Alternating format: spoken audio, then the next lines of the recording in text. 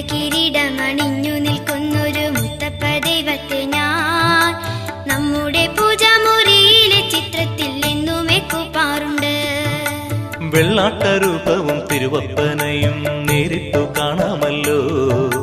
നന്മ വരുത്താൻ വഴിപാടു ചെയ്യുവാൻ നമ്മൾക്കുമാകുമല്ലോ. എത്രയും ദൂരമാണെങ്കിലും മുത്തപ്പൻ നമ്മളെ കാത്തിടുന്നു. പൊന്നുമകളെ നീ